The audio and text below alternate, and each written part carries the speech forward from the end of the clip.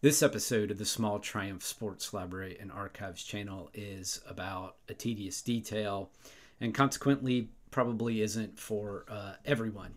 However, whether you are a historian, a concours judge, a quote-unquote purist, or whether you just happen to be in the market for replacement rubber seals for your Spitfire or GT6, there should be something of interest to you in this video.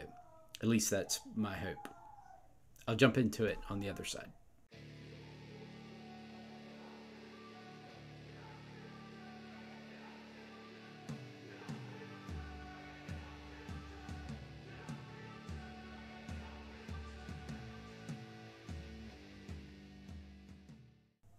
So let me begin by establishing the item I'm going to focus on in this video. And in order to do that, I am going to use an image from the US sales brochure for the 1969 GT6 Plus. There on your screen, on the right-hand side, circled in yellow, you will see the seal that I want to talk about today. This is Triumph part number 610675.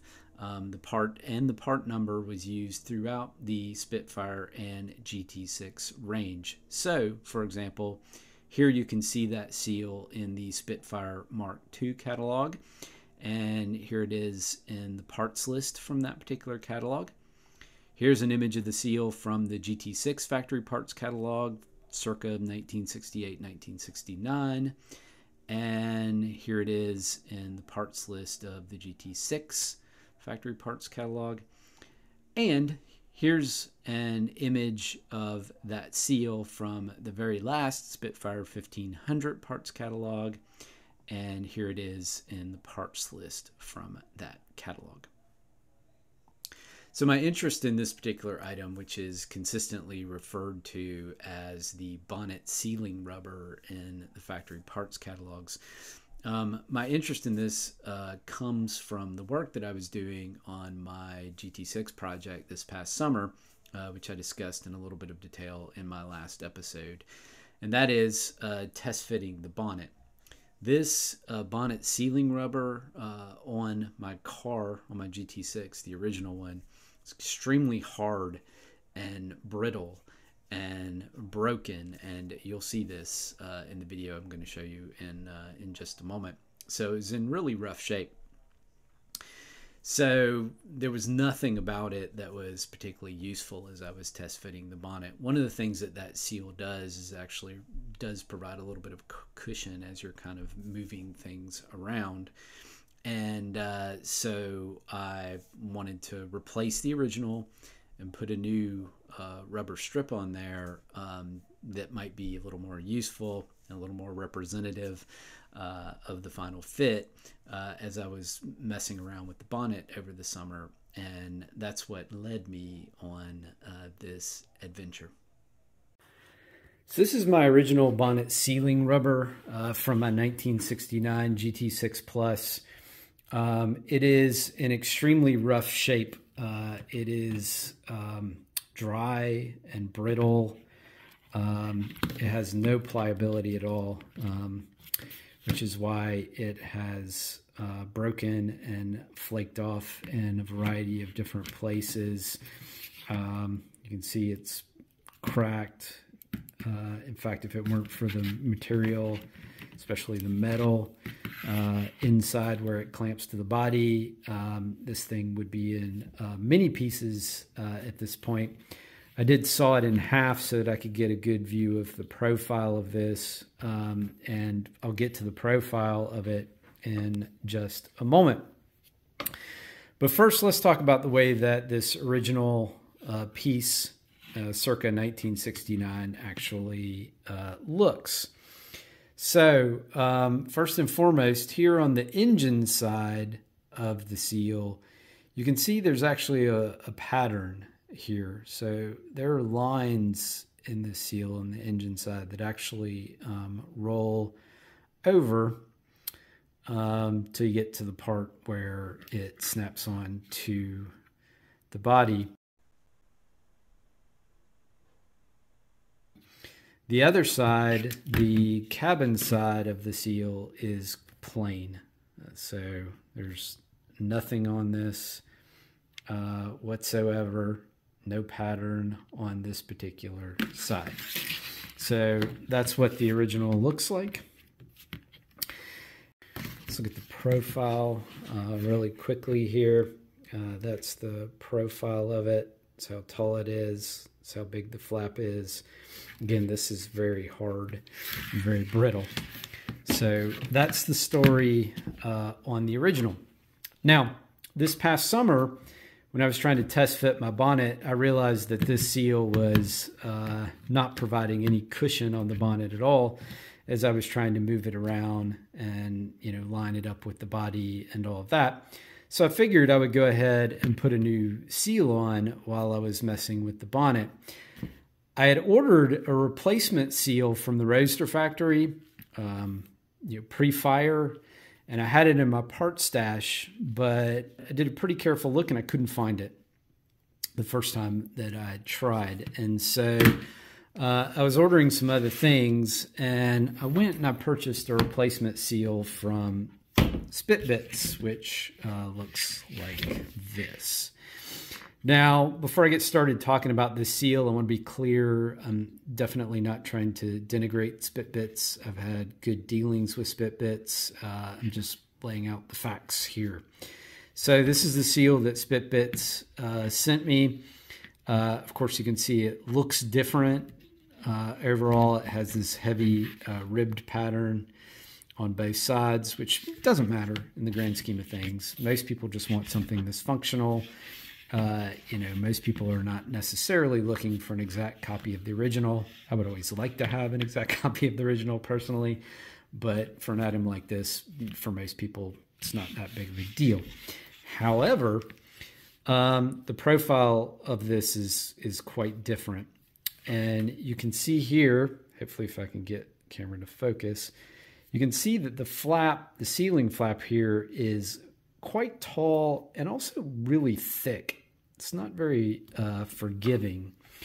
And in fact, if we compare it with the original seal, you can kind of see that this Spitbit seal has much thicker flap and a much taller flap overall.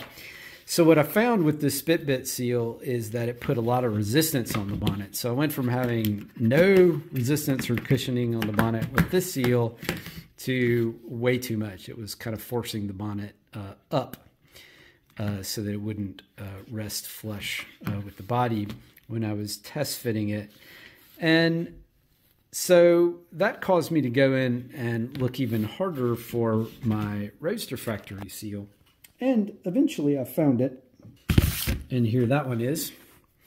And this one is similar in appearance to the Spitbits in terms of being ribbed, but the ribbing is not as heavy on either side. But you'll notice it has a much smaller and more forgiving flap on it.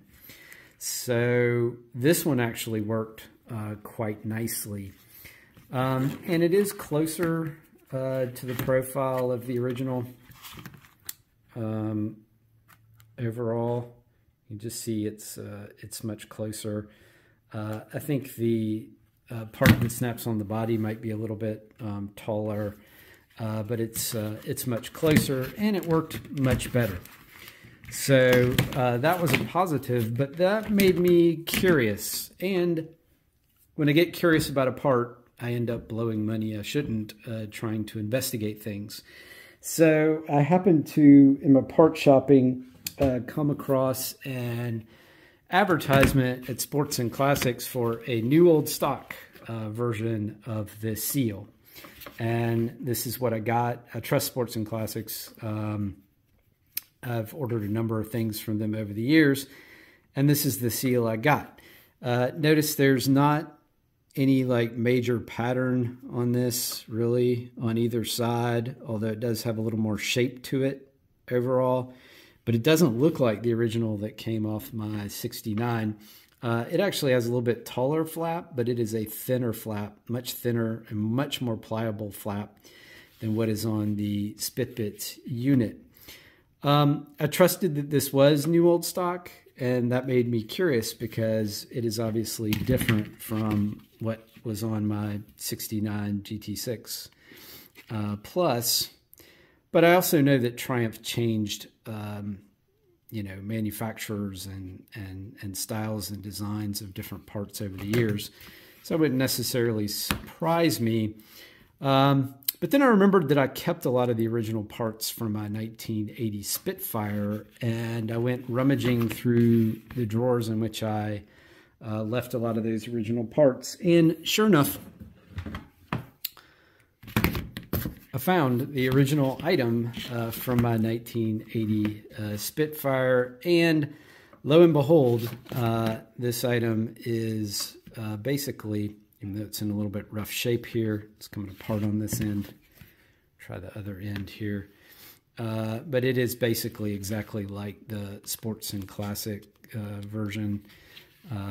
It's not, this is old, so it's not super pliable anymore, but you can tell based on the shape here, the size of the flap, the thickness of the flap on it, that it is the same as this new old stock seal that Sports and Classics supplied.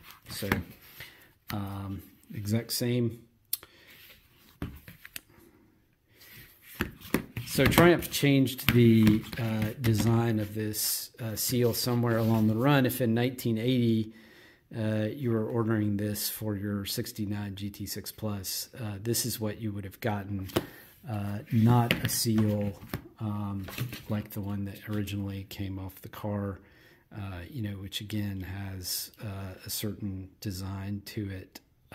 Overall, most people don't care about these details, but I find them interesting.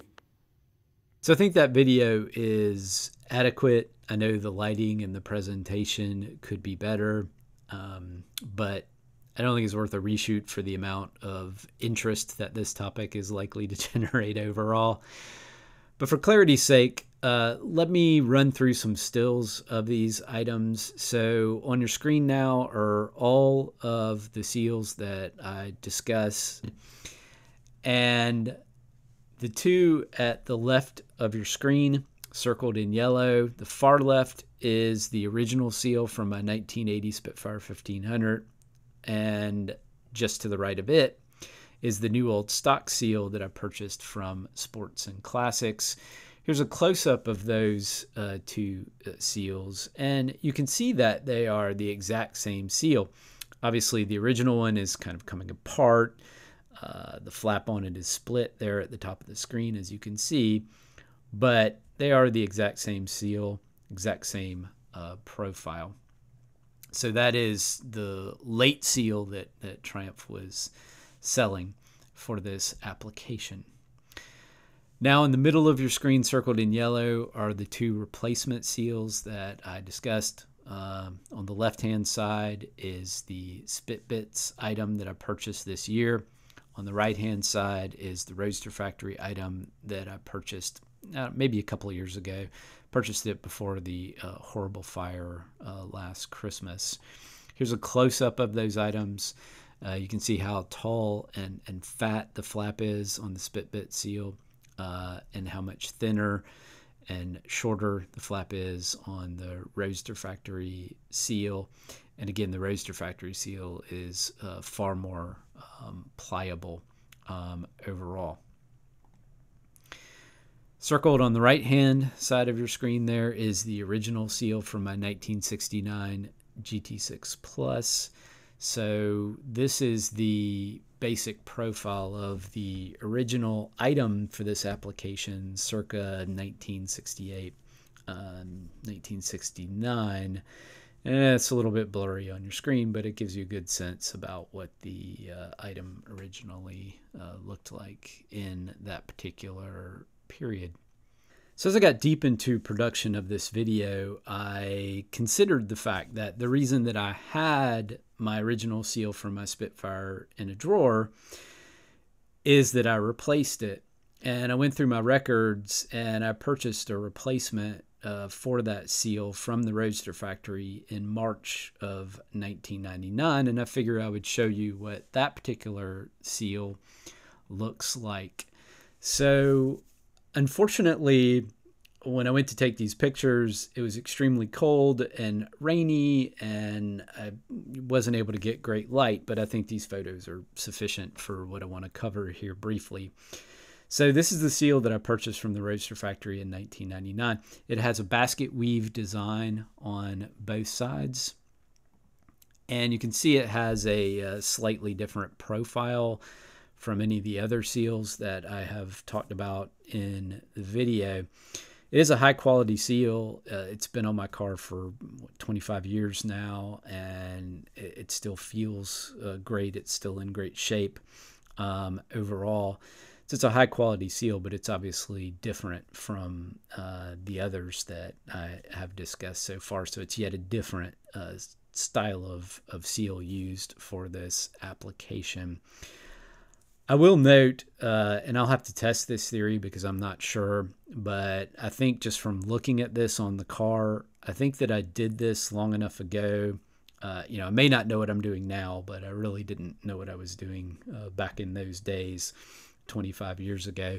And I think I may have just pulled off the original seal and put on what I got from the Roadster factory exactly as I received it, without comparing the lengths and trimming the new seal so that its length matches the length of the original. That's something I would automatically do these days. I'm not sure that I did that with this. I'll test that theory later on. I'll take the original seal and test its length. But this seal, looking at it on my car now, looks too long. So we'll see about that. It's very clear that different vendors sell different style seals for this application. If I were rich, I would buy different seals from different vendors and compare them because I find it kind of interesting. However, I don't have really the money or time to be doing that sort of thing, and so I'm gonna leave it be for now with what I've done so far. Anyway, I would have never guessed that I would spend a video going on and on about this bonnet sealing rubber. It's not something that gets talked about a lot. In GT6 circles in particular, the body seals that get talked about the most are, first of all, the door seals.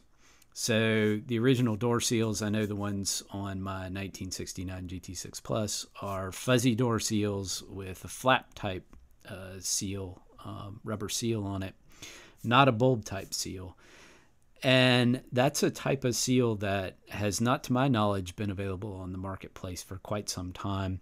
The last place I saw these, and granted this was a while ago, so it was a time when I was spending less time searching for parts overall. But the last time I saw fuzzy door seals with flap type rubber seals on them on the marketplace was at the Roadster factory, I don't know, maybe 15 years ago or so.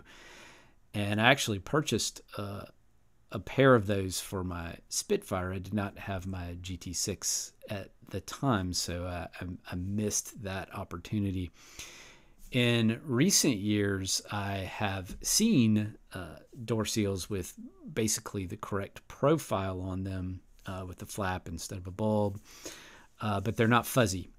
So instead of being fuzzy in the fuzzy part, they're just molded rubber. And those just don't look as nice and don't really look right. And people sometimes have good luck with bulb type seals working correctly and allowing the doors to close properly, and sometimes they don't. But the door seal issue gets a lot of chatter in GT6 circles, as does the hatch seal issue.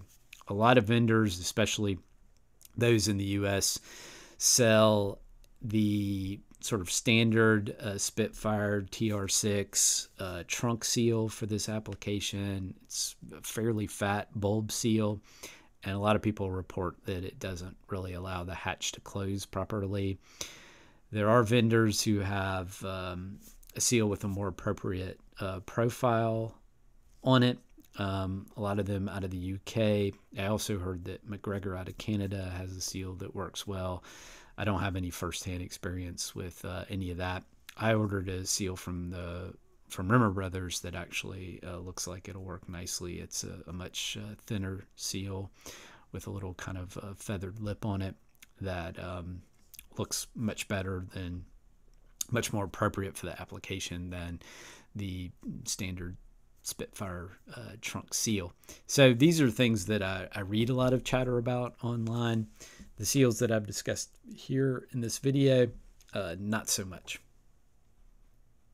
I'll not belabor that particular topic anymore.